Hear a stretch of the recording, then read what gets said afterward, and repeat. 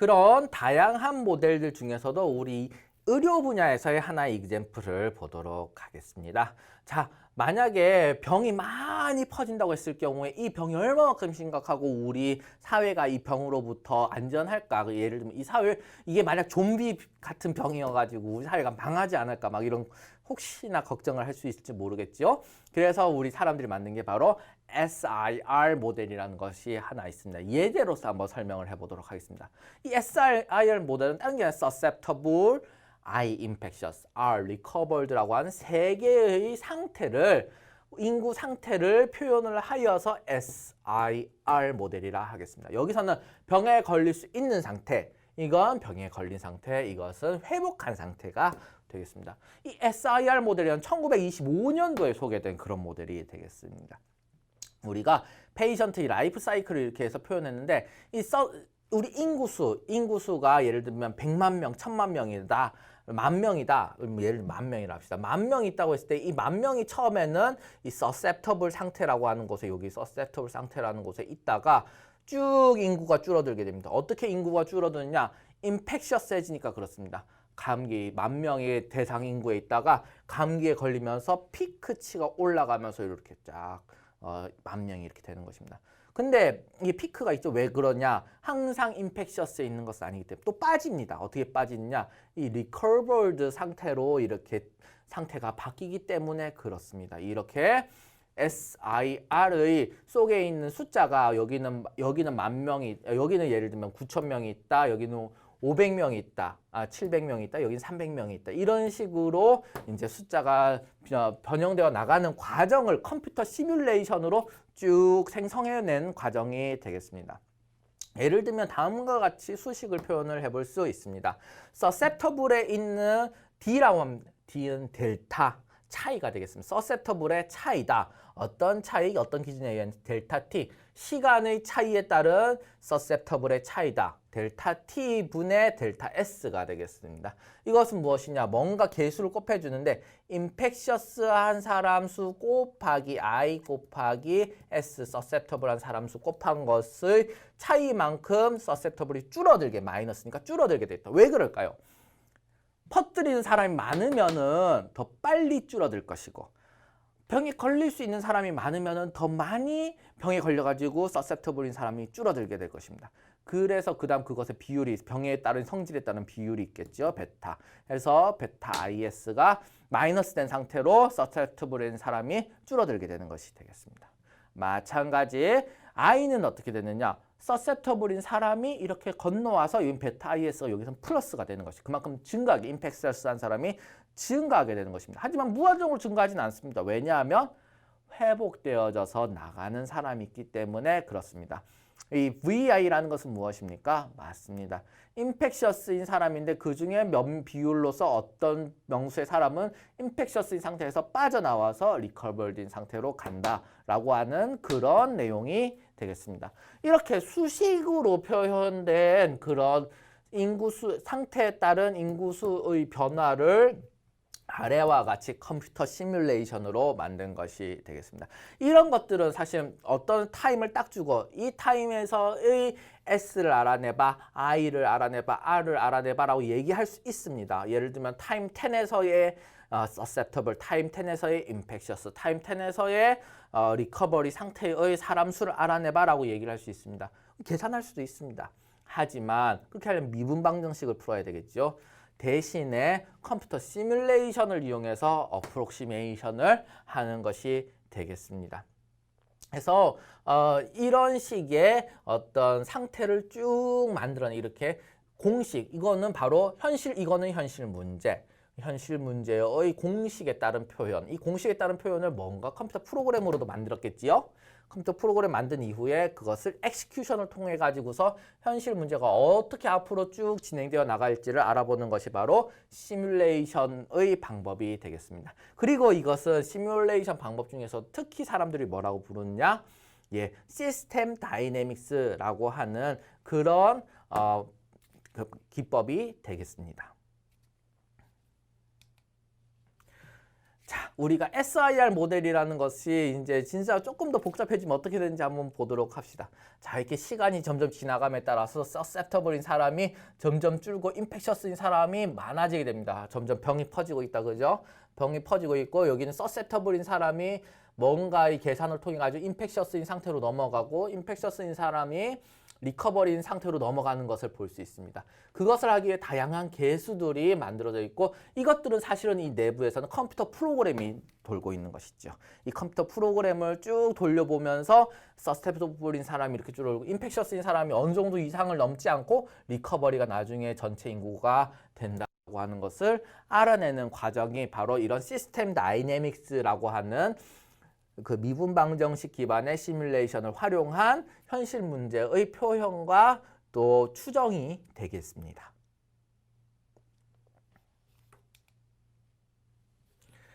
자, 유사한 것이긴 한데 조금 다른 것을 이 하스피탈 매니지먼트에 적용한 것이 되겠습니다.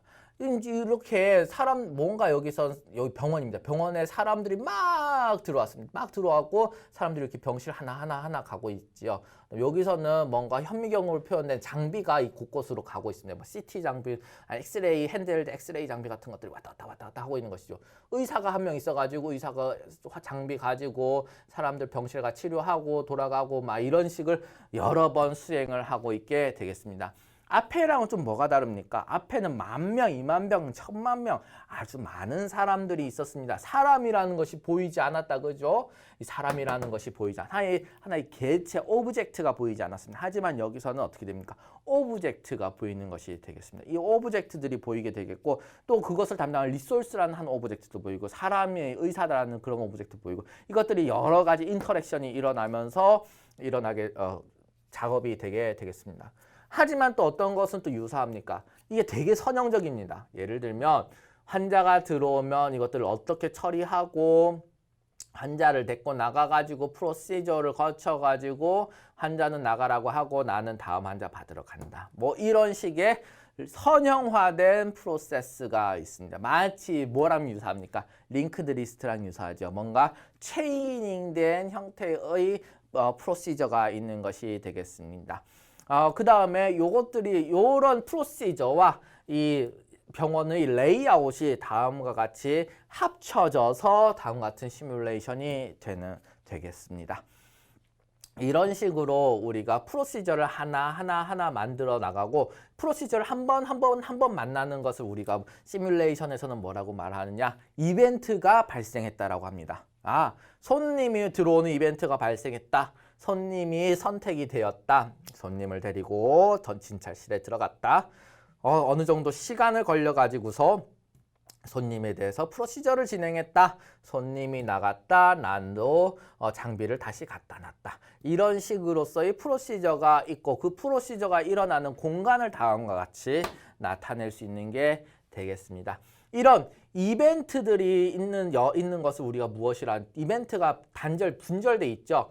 이벤트가 여기는 이벤트 하나 수행하고 여기는 이벤트 수행하고 여기는 이벤트 수행하고 여기는 이벤트 수행하게 되겠습니다. 앞에 있는 SIR은 상태 변수였고 이 상태 변수가 DT, 델타 타임이라고 하는 시간의 차이에 따라서 지속적으로 아주 미세하게 변하는 것을 표현했다면 이것을 이벤트 발생, 이벤트 발생, 발생 이런 식으로 그 다음 여기서는 얼마만큼 이벤트가 오래 걸릴지 모릅니다. 딜레이라고 되어져 있습니다. 이런 식으로 이벤트를 핸들링하는 그런 시뮬레이션을 우리가 뭐라 부르냐? 디스크릿 이벤트 시뮬레이션이라 하겠습니다. 그래서 이런 것들은 앞에 있는 큰 사이즈의 문제를 다룬다기보다는 이렇게 하나의 디파트먼트나 뭐 병원에서 일어나는 일들을 다루는데 최적화가 되어져 있습니다. 이런 디스크릿 이벤트 시뮬레이션은 하스피탈 매니지먼트에도 쓰이지만 또 다른 곳에서도 쓰입니다. 어떤 곳에서도 쓰이는지 한번 알아볼까요? 다음과 같이 공항을 관리하는 데서도 쓰일 수 있습니다. 공항에서도 여러 가지 이벤트가 발생합니다.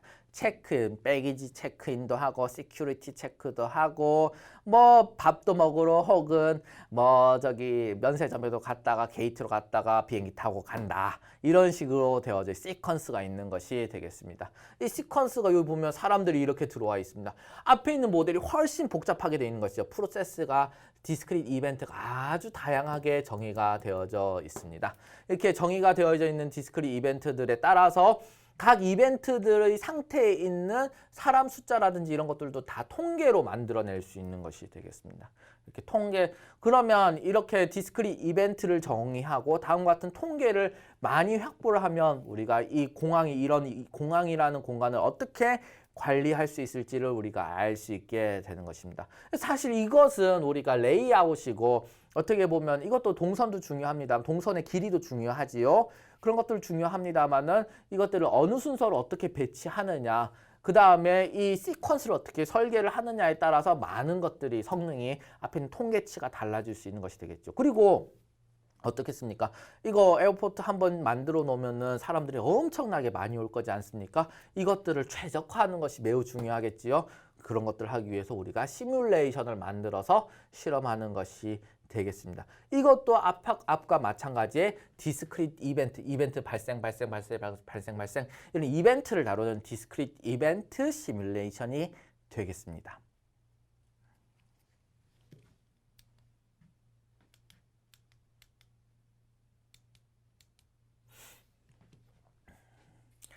자, 우리 또 다른 형태의 시뮬레이션으로는 우리 트래픽 시뮬레이션도 있습니다.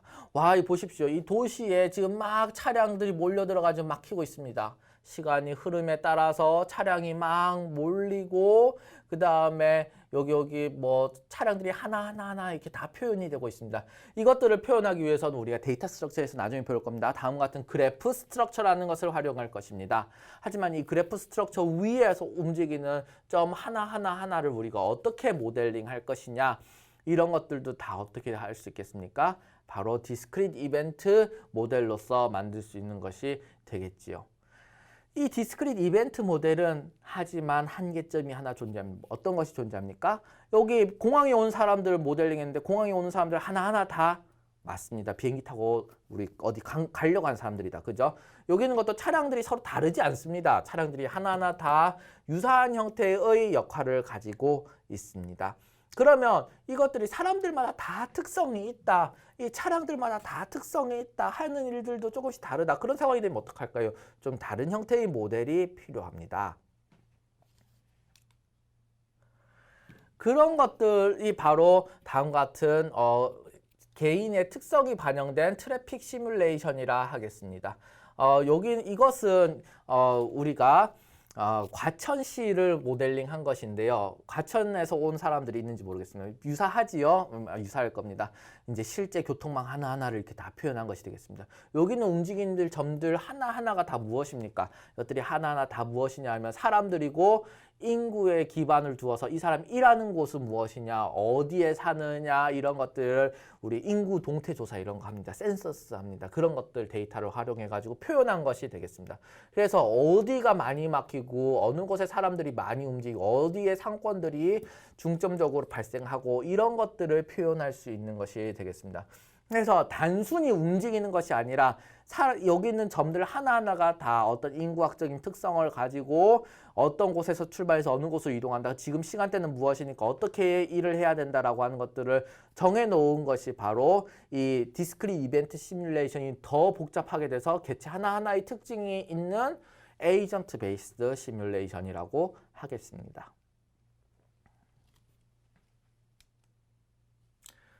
이런 에이전트 베이스드 시뮬레이션은 다양한 목적으로도 쓸 수 있습니다. 예를 들면 이것은 또 어떤 상황이 되겠습니까? 여기는 맞습니다. 서울 강남이 되겠습니다. 이 서울 강남에서 차량들이 이렇게 움직이는 모습을 볼 수 있습니다.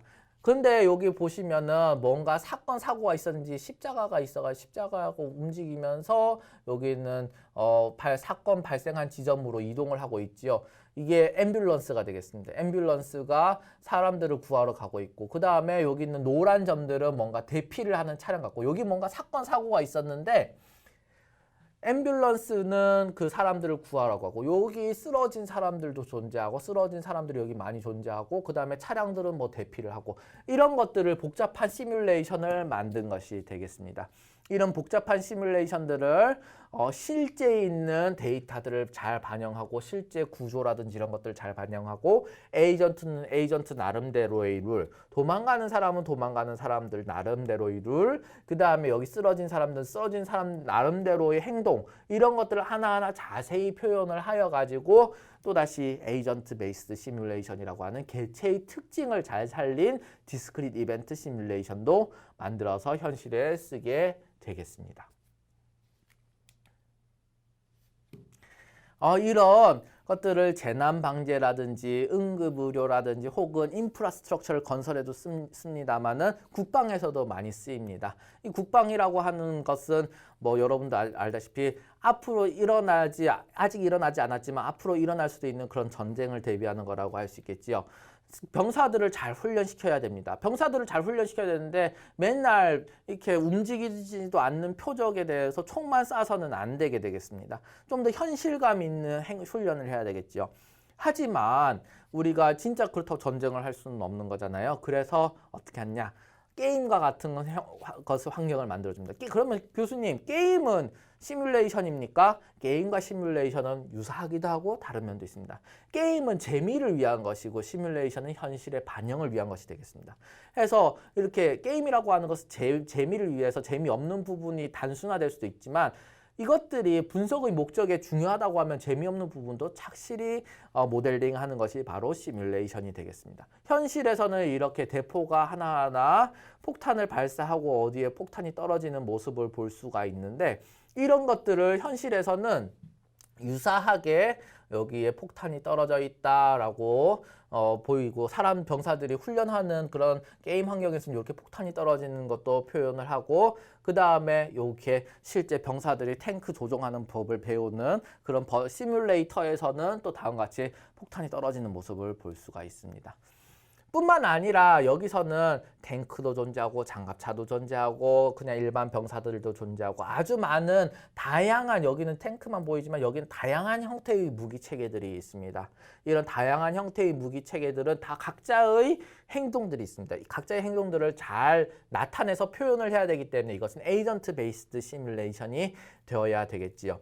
이런 시뮬레이션을 만들어 가지고 이런 훈련이라든지 아니면 우리가 여기서 싸우면 이길 수 있을까 없을까 이런 것들을 분석을 하기도 하겠습니다. 뿐만 아니라 요즘 들어서 이런 걱정들을 많이 하고 있지요. 이런 다른 나라에서 우리나라에 이렇게 공격을 하게 되면은 그럼 우리나라는 여기에 대해서 잘 방어를 할 수 있을까? 이런 것들은 어떻게 보면 관리 차원의 문제가 되겠지요. 여기서 날아가 올 수 있는 무기 체계는 모두 몇 개가 되는가? 우리가 방어할 때 쓸 수 있는 자산은 모두 몇 개가 되는가? 이것들이 서로서 이 방어 체계가 이 미사일을 맞출 수 있는 확률은 어떻게 되는가? 하나하나 우리가 다 모델링이라는 것을 수행을 할 수 있는 것이 되겠습니다. 이 모델이라는 것을 만들어서 실험을 하고 우리가 얼마만큼 성공적으로 방어를 할 수 있는지를 알아보는 것이 바로 이런 시뮬레이션의 역할이라고 하겠습니다. 자, 앞에서와 같이 다양하게 우리 교통망에 대해서 공항의 관리, 그 다음에 메디신, 아니면 재난에 대한 대처, 국방 이런 다양한 형태의 그런 시뮬레이션에 대해서도 얘기를 해봤습니다. 이런 시뮬레이션들은 다 어떤 관심이 있는 사람들이, 관심이 있는 이 프로젝트를 하는 사람들이 만드는 것이 되겠습니다. 그런데 우리가 재미있게 하는 경우도 있습니다. 어떤 경우 재미있게 하느냐? 예를 들면 매년 이 텍이라고 하는 트레이딩 에이전트 컴피티션이라는 것이 열리게 되겠습니다. 이 텍이라고 하는 것은 우리가 인공지능을 다루는 어떤 학회에서 주최를 하고 있는데 다음과 같은 것이 되겠습니다. 여기는 에이전트라고 있는 것이 바로 하나의 시뮬레이션 되어 있는 어떤 협상가가 되겠습니다. 이 협상가를 우리가 만드는데 각자 다 다른 사람들이 만드는 겁니다. 이것은 카이스트에서 만든 거, 이것은 뭐 어디 MIT에서 만든 거, 이건 스탠포드에서 만든 거, 이거는 뭐 다른 대학에서 만든 거, 다양하게 있는 것이 되겠습니다. 그래서 경쟁이라는 것을 합니다. 경쟁을 하는 대상이 있어야 되겠죠. 다양한 경쟁의 대상이 있었습니다. 이게 맨 처음 생겼을 때는 무엇이냐면 트래블 에이전시, 관광사로서 어떤 관광사라고 하면은 이런 관광을 가려고 하는 사람들과 그다음 항공편, 호텔, 그다음에 다양한 뭐 연극, 공연 뭐 이런 것들을 한꺼번에 예약해 주는 걸 잘 연결시켜 줘야 되는데 이런 거 어떻게 최적으로 잘 연결시켜 줄 수 있을까를 만드는 그런 트레이딩 에이전트를 하나 만들고 지네들끼리 컴페티션 할 수 있도록 시뮬레이션을 하는 그런 시뮬레이션 경기가 있었습니다. 자, 이런 시뮬레이션 경기도 있었는데 옛날에는 한 2000년 초반에서는 이렇게 우리 관광사를 만드는 것으로 했는데 요즘에는 또 다른 형태의 택이 있어서 이런 경쟁 트레이딩 에이전트 컴피티션이 있어서 또 어떤 것이 있냐면 다음과 같은 것이 있습니다. 파워택이라고 하는 것이 있어요. 이거는 뭐냐면은 생산 발전해가지고 어떻게 하면 최적 제어를 해가지고 우리가 하나의 발전사, 조그만 발전사를 운영할 수, 신재생 에너지 발전사를 운영할 수 있는가에 대한 그런 컴피티션이 되겠습니다. 여기 잘 보시면 카이스트 택도 있습니다. 옛날에 우리 제가 지도한 학생들이 카이스트 택에 나가가지고 마칠 때쯤에 한 3등인가 4등인가 했습니다. 다른 대학들에서 만든 그런 것들이 되겠습니다. 이것은 어떻게 되는 여러 다른 곳에서 모델을 만들어서 하나의 시뮬레이션 속에서 다른 형태의 개체들이 경쟁을 하는 것이 되는 것이죠. 이것들도 시뮬레이션의 한 형태가 되겠습니다. 자, 이와 같이 우리 다양한 형태의 시뮬레이션에 대해서 알아보았습니다. 이 시뮬레이션들이 현실의 아주 중요한 부분에 대해서도 이제 국방, 의료, 뭐 정치, 경제, 사회 이런 다양한 문제에서도 적용이 되고 있습니다. 뿐만 아니라 다음과 같이 우리 미래에 어떤 시장이 생긴다 했을 때 우리가 어떻게 최적 행동할 수 있을지 이런 것들도 시뮬레이션을 통해 알아보고 있죠. 여러분들이 만들 수 있는 시뮬레이션은 이런 레벨의 것은 아닙니다. 많이 공부가 필요하고 지금은 어떤 것이냐? 아주 간단한 물류 플로우, 공장 내에서의 플로우 시뮬레이션을 한번 해보도록 하겠습니다. 그것은 우리 엑서사이즈 시간에 하도록 하겠습니다.